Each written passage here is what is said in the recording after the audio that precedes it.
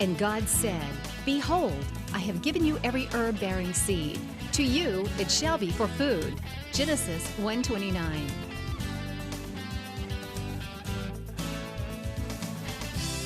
Man did eat angels' food. He sent them meat to the full. Psalm 78:25. Everyday Manna with Lisa. Hi everybody, and welcome to Everyday Manna. Today we are going to be making one of my family's most favorite meals in the world, and that is panned blackened ribeyes. Alongside, we're going to have a beautiful salad and some chocolate chip cookies. You could serve it with a baked potato or whatever you like to go alongside your steak meal. So the first thing we're going to do is we're going to talk about these steaks real quick. These are 4 beautiful ribeyes. Now, I have 2 people that like theirs kind of more medium, 1 even medium rare, and then I like mine a little medium well. Austin likes his somewhere in between, around medium. So I got 2 cut a little tiny bit thicker, 1 cut thinner for me, and then 1 cut just a touch thinner for Austin. So that's how I do ours. If you know, maybe yours is all going to be the same thickness. That's up to you. We do like our steaks, and in this case, ribeye is a little thicker because it stays juicier and moister. You don't have to use ribeye. You can use this same spice blend on any kind of steak that you like. Sirloin would be good, flat iron, anything that you can grill. You wouldn't want to use a steak that you can't grill because it wouldn't be it would be too tough. Like a braising type steak, a chuck steak, that kind of thing is, you would want to not use those. But sirloins, flat iron, ribeye, New York strip, any kind of steak like that is fine. So in this case, I'm using ribeyes, and you can tell a good ribeye by when you're going to the supermarket to pick them out.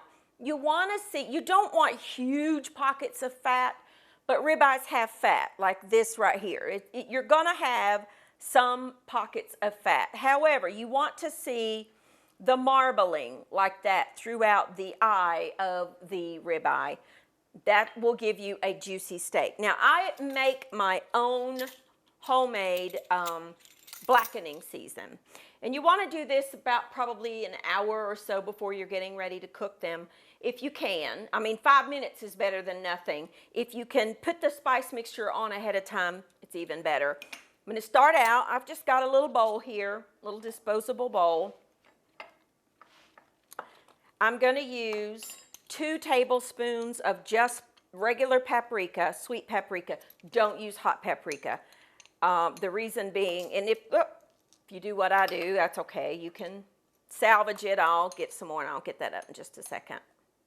If you overflow it a little bit, it's okay. It's not exact science. And then 2 tablespoons, of garlic powder. And then 1 teaspoon,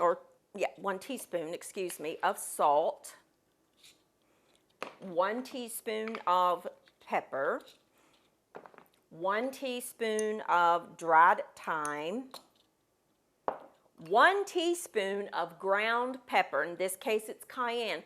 That's why I say don't use hot paprika. There's a difference, hot paprika and sweet paprika. I made the mistake one time of making this, and I used hot paprika, and it was too hot. We couldn't hardly eat it. Our mouths were on fire, and we all like spicy food, so don't use hot paprika. This is cayenne pepper, 1 little teaspoon of that. And then 1 teaspoon of dried oregano. Take a spoon, mix all that together. And you know what I do oftentimes is I have a lot of these little disposable containers, and I'll make a double batch. And then on the clear lid, I'll just write what it is. And then next time I want to do this, I don't have to make the spice mixture up fresh. Boy, I made a mess, didn't I? That's okay. We'll clean it up. Spills happen. All right, now, all you want to do is take this mixture and liberally, and I do mean liberally, rub it on your steaks, both sides, coating every square inch of that steak. I like to do it on just a washable plastic board. Okay. This is one of our most favorite meals. And honestly, I've tried the commercial blends of blackening season that you buy, and I don't like them as good as the one that I make at home. And it's a lot cheaper just to make at home with spices that you probably already have in your spice cabinet. So there's no need to buy that pre-made up spice mixture blackening season in this section where you buy spices, because oftentimes that'll have other things in it that maybe you don't want to eat. I don't personally like to have like MSG and preservatives in things like this, and they are in those spice blends. Now, you just want to kind of massage that in. That cayenne pepper's a little hot. You'll probably cough, that's okay. All right, you're going to set this to the side. If you're going to grill them quickly or soon, room temperature is fine. If you want to do this the day ahead and let them set overnight in the refrigerator, even better. But just set them aside, and we'll give them about 30 minutes, and then we will come back and we will cook these. I'll be back in just a minute.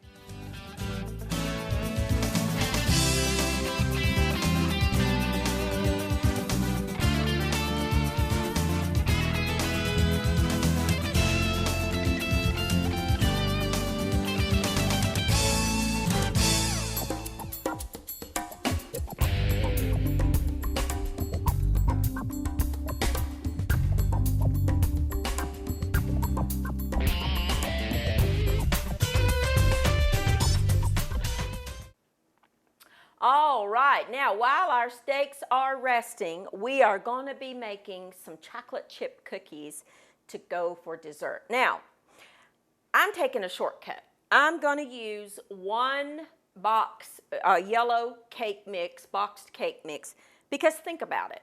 That's flour, that's your leavening, that's everything that you would be using, flour, baking powder, baking soda, and all of that in one.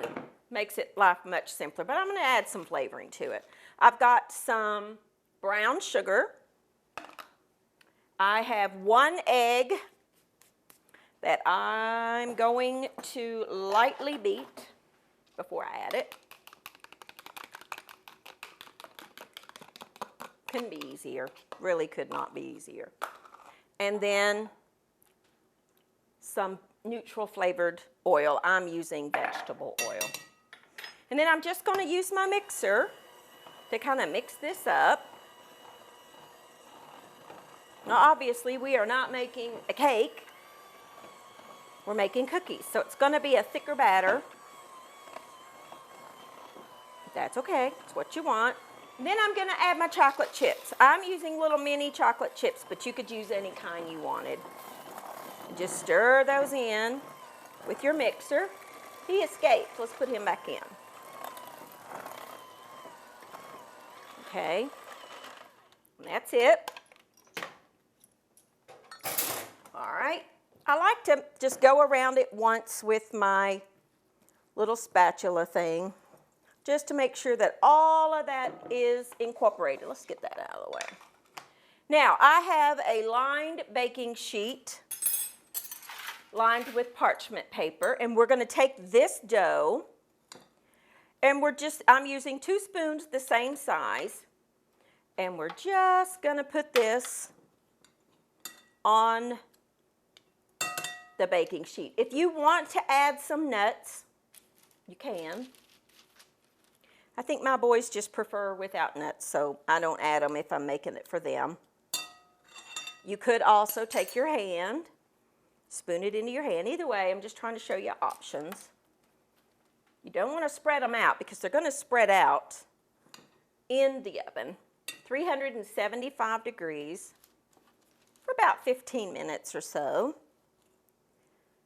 And you're going to have a delicious chocolate chip cookie that you can whip up in minutes. You saw how quickly we put that together by using a cake mix. I use those for a lot of different bases for recipes, for bars, for cookies, for, you know, lots of different things. Now, and you can use a variety. If you wanted to use a chocolate flavored cake mix, you could.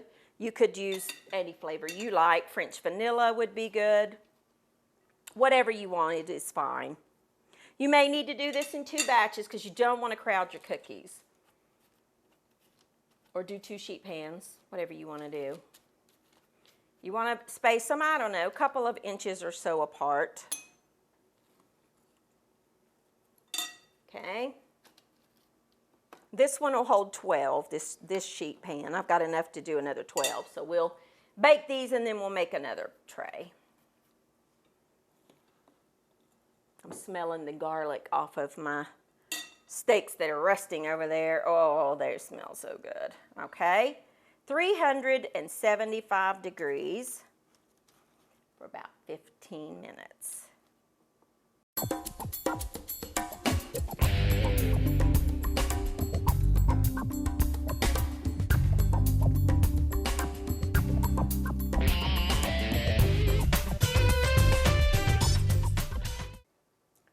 All right, now our cookies are baking and we're going to make a quick, easy salad dressing. You know, I really prefer to make my own dressings. You that watch this program know that. And in here I have a little bit of extra virgin olive oil. This is the time you want to use your good olive oil. And you don't have to use a $50 a bottle olive oil, but you want to make sure that it is extra virgin, good flavor olive oil. I'm going to add some balsamic vinegar, touch of, now if you don't use, I use Splenda, but if you want to use sugar, you want about a teaspoon of sugar. And then I like the coarse grained mustard, and I want to add just, I don't know, a spoonful or so of the coarse grained mustard. If you don't have any of this, you could use Dijon, whatever kind of mustard you like. The point of that is just to help emulsify the dressing. And I'm going to add a little bit of salt and a little bit of freshly ground pepper. That's pretty much to taste.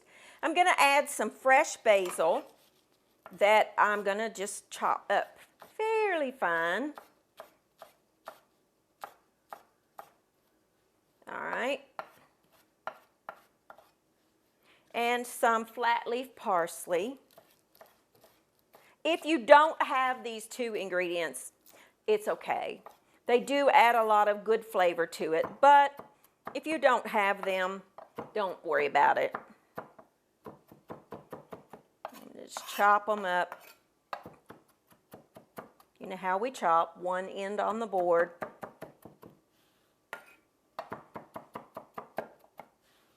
Okay, and I'm going to add that to my salad dressing. You can make your dressing ahead of time, the day ahead, a week ahead for that matter. I wouldn't add the fresh herbs until right before. And just kind of stir that together and set it aside until you're ready to eat.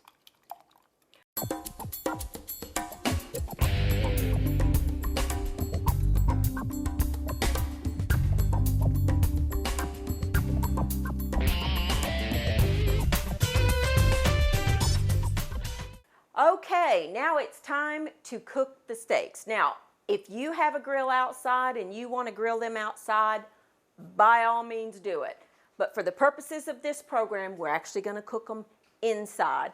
So, I have a large cast iron pan here, and you want it to be cast iron. Reason being, it gets very, very hot, and it puts a good crisp sear on your steaks. Now, you want to preheat your grill, or in this case, my stove, with a cast iron pan. And I even use the cast iron pan on a grill to where the cast iron is ripping hot, and you can just take a little bit of your spices on there and put them down there. I've put just maybe 2-3 tablespoons or so of oil on there.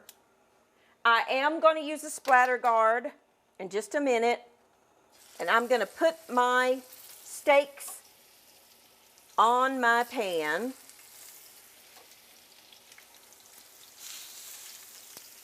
And you want to hear that sizzle. Okay? And you want to leave them alone. Let them cook. Depending on how you like your steak cooked. The thicker ones, these two, are not going to cook as long as these two. And this one's actually going to cook a little longer than this one. But you want to let it develop that crust. So don't mess with them. Leave them alone for at least 3 minutes, and then we will flip them.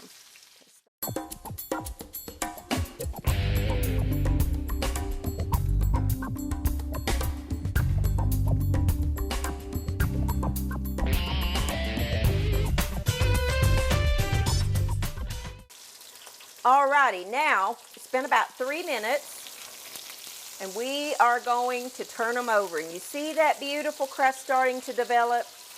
That's exactly what you want. Ooh, looking good, looking good. Okay. Now, because my eyes on this stove do tend to get hotter in certain areas because some's bigger than the other, so I'm going to rotate my pan, and I'm going to let it go another 3 minutes.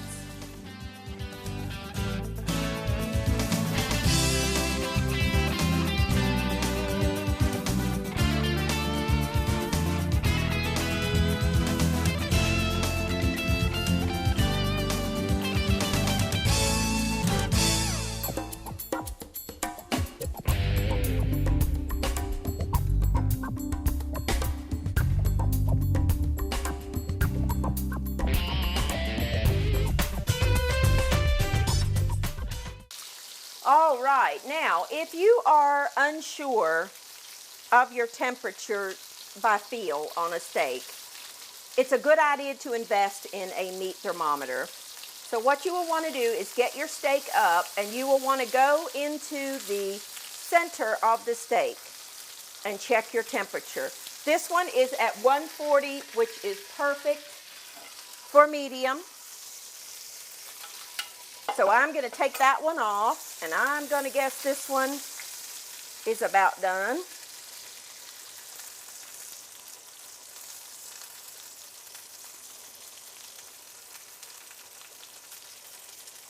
Yep. So let's take him off. Flip them over. The little charring bits are perfectly fine. Let's check these two thinner ones. Yep, he's done.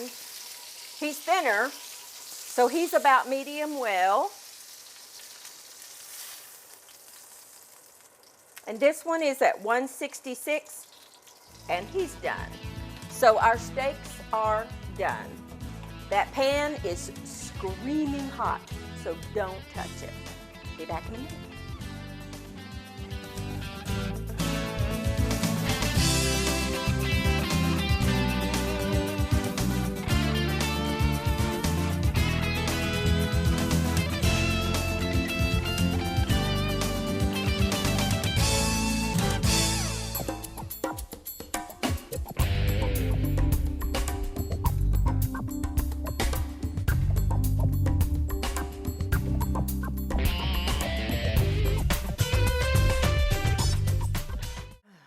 Okay, now, before you cut into your steaks, they need to rest for at least 5 to 10 minutes. Otherwise, all of the juices from the steak are going to end up on your plate and not in the meat.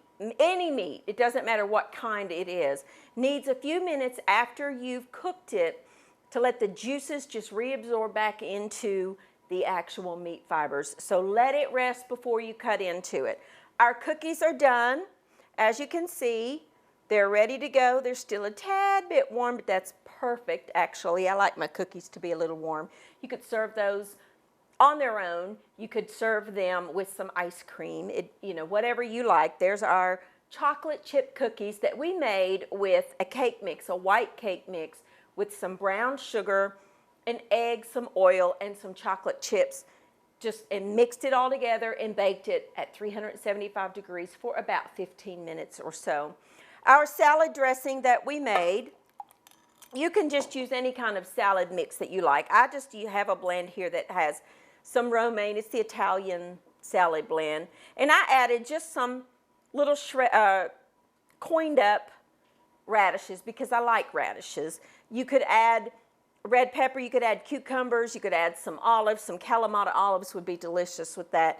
Anything that you like on your salad, get it on there. And then I like to sprinkle it with just a little bit of freshly ground pepper. I grind my pepper up fresh and keep it in a little container when I'm going to be doing a lot of cooking. And I keep just some flaky sea salt on hand for salads because it adds a crunch. And I want to, this particular one just kind of has like little, they're almost like little pyramids. Actually, some of them do really, really look like little pyramids, but they're delicious as a finishing salt. You could sprinkle it over top of your steak, would be delicious. Oh, so good. And then what I like to do is dress the salad with some of the dressing just before serving. Don't dress your salad too far ahead of time. Let me grab some tongs because the salad will wilt. So you want to dress that just kind of right before you're getting ready to serve. And then I would just add the extra or serve the extra salad dressing alongside on the table for people that want maybe a little more salad dressing. I don't personally like my salads swimming in dressing. So there's a wonderful little salad, green salad, to go alongside our pan blackened ribeyes. We made our own spice blend, which you can totally make ahead and keep in your spice cabinet where you keep your spices. I keep mine in the little plastic tubs, and on top, I actually write the recipe. Let me just show you real quick, because I keep a batch made up. I keep my spices in a drawer here in this kitchen, and you can see what I do. I just write on top of the container the spice, my blackening season, and then the actual recipe. I do that on all of the blends that I make ahead of time. That way it's ready to go. You could totally put that seasoning on these steaks a day ahead of time and let them set, and they would be even better. I would let them set for at least 15 to 30 minutes with the seasoning mix on them at a minimum, and then get a cast iron pan either on your stovetop or on a grill, ripping hot, I mean hot, and then cook your steaks to your desired temperature, whatever you like. I'm using ribeyes, but you could use, again, if you missed the beginning of this program, you could use sirloins, you could use flat iron, you could use flank steak, which is one of my favorite steaks. I cut them, the flank steaks are big, and you can cut them into 4 steaks for 1 flank steak, and then do the same thing. You could use New York strips. You could use any kind of a steak that you would grill, you could do this recipe on. You would not want to use a steak like a round steak or a chuck steak that you need to braise or cook a longer time to make it tender. You want a good tender steak for this recipe. So there you go. One of my family's most favorite meals. You could serve this alongside with a baked potato if you want, or maybe some roasted broccoli or roasted asparagus, whatever kind of a side dish that you wanted to do. A lot of people like mashed potatoes with their steak. You could make some mashed potatoes or even garlic mashed potatoes or blue cheese mashed potatoes, which I love. I'm really getting into the mashed cauliflower, and you could totally do mashed cauliflower or potatoes au gratin or cauliflower au gratin for that matter to go alongside your wonderful pan blackened steaks that you cooked at your home for a whole lot less money than you could go to a restaurant and order a steak, and yours will be a whole lot better. Thank you for joining with me. Try these recipes. Let me know what you think, and I will see you next time on Everyday Manna.